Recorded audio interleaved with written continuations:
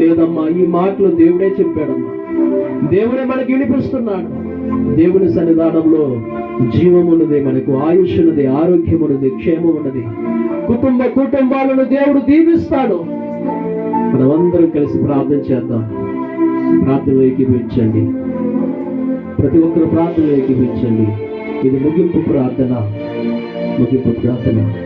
ప్రేమ కలిగిన తండ్రి, పరిశుద్ధుడా, మీకే వందనాలు, స్తోత్రాలయ్యా.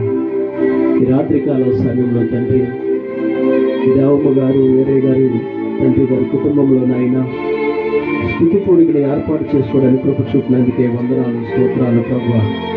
దేవా, మా బ్రతుకులను మారుస్తున్నావు నాయన. అయ్యా నాయన, నిత్యము మా కుటుంబం అంతా నీ సన్నిధిలో ఉండాలని, నిన్ను స్తుతించాలని మీరు మాట్లాడుతూ వచ్చారు తండ్రి. స్తోత్రాలయ్యా.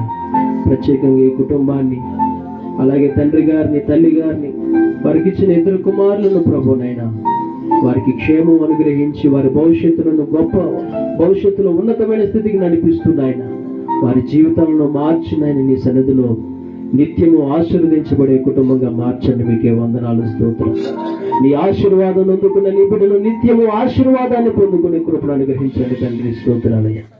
అయ్యా, దావీదు ఏ పాటు వాడు హెచ్చించబడడానికి అని అంటున్నాడు నాయన. అలాగే నాయన, మీరు హెచ్చించడానికి ఈ కుటుంబం ఏ పాటిది నాయన? దేనికి సరిపోయి ఉన్నది ప్రభువా? నీకు అయిష్టంగా ఉన్నప్పటికీ, నీ బిడ్డల హృదయాలు ఒకవేళ నీకు అయ్యనైనా యోగ్యంగా లేనప్పటికీ నాయన, దయతో కుటుంబం అంతటినీ రక్షించండి నాయన. కుటుంబం అంతటినీ దీవించండి తండ్రి. స్తోత్ర. నాన్నగారికి మంచి ఆరోగ్యము, రక్షణ భాగ్యము అనుగ్రహించండి తండ్రి. స్తోత్ర. ప్రార్థన ఆత్మను అనుగ్రహించండి తండ్రి. స్తోత్రాలయ్యా. వెస్లీకి మంచి ఉద్యోగాన్ని అనుగ్రహించండి తండ్రి. స్తోత్రాలు. సందీపు జీవితాన్ని అంతటిని మార్చండి. మీకే వందనాలు, స్తోత్రాలయ్యా. తనకు మంచి ఆరోగ్యాన్ని మీరు దయచేయండి తండ్రి. స్తోత్రాలయ్యా. తన భవిష్యత్తులో గొప్ప స్థితిని వారు పొందుకున్నట్లుగా సహాయం దయచేయండి. స్తోత్రాలయ్యా.